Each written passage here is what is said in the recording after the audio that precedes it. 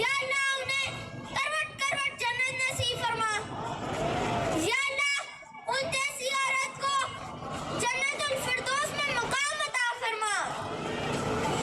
इसीलिए मैं आपको वजह भी बताऊंगा, इसीलिए क्योंकि उन्होंने ऐसा बेटा पैदा किया जिसने हक और बातिल के बीच में फर्क बताया, जिसने शौकत खानम मेमोरियल हॉस्पिटल बनाया जो मरीजों का फ्री में इलाज करता है।